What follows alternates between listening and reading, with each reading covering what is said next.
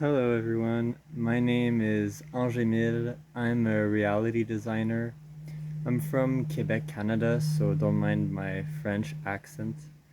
I practice osteopathy for my work. I'm still studying, almost finished, and I'm very interested in philosophy, occultism, and mysticism. And I'm also very deeply in tune with nature and the natural course of things. So today's topic is going to be about change. What does change mean and how does it happen? So change seems to be a transition of one form or state into another, the next one in its sequence of change. So we can notice three different aspects to change. There is a sequence, meaning that change occurs by steps, and those steps cannot be skipped. For example, take a blooming flower, it needs to be in a little ball so that it can then open up. So there is a sequence for this. You don't just have a flower appear. So there's a sequence to change. There is also a continuity. And so since every little micro change is the transition into the next one, there is progressive continuity for all kinds of change. Next, there is the direction of movement. So this direction of movement will generate different sequences of change. So that's an important principle to remember. Direction. Where are we going?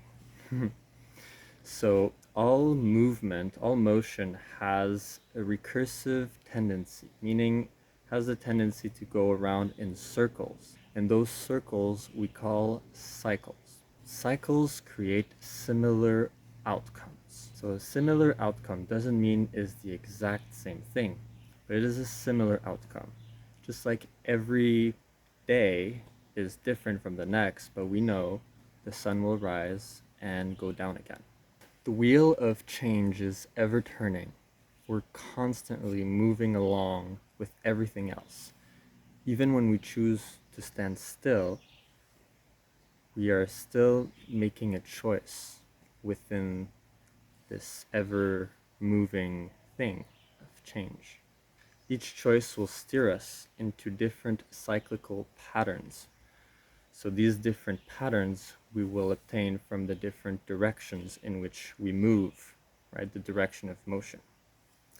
As consciousness in physical form, our movement and direction is limited by our environment, as much the inner environment, such as beliefs, perspectives, programs, etc., or the outer environment of is there bodies of water around me? Am I surrounded by nature, cities, my family, etc., etc.? All this outer environment has impacts on our direction of movement, and that in turn affects how we change or don't change.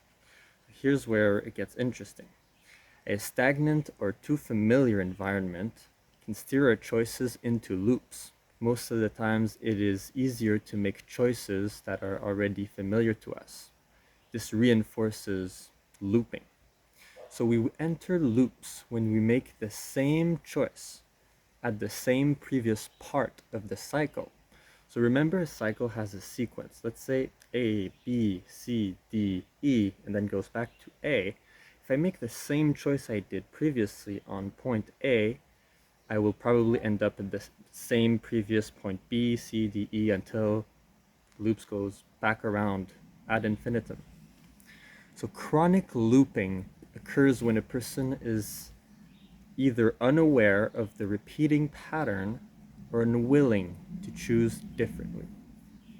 So the key to exit loops and to use the motion of change to your advantage is to recognize the pattern of the cycles you are in. Once you've seen the full circle one time, then the next time the same point in the sequence comes, you are able to make a different choice and to step into a changed cycle of change. Now, choosing differently this time enables what we call growth. You become more than what you used to be. You have more potential, more perspectives.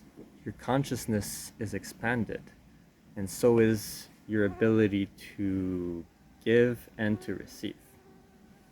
You will grow in the direction in which you are moving.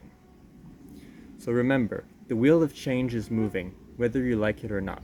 The car is always running. Your choices are like the steering wheel. So are you going to run around in circles in the parking lot all day?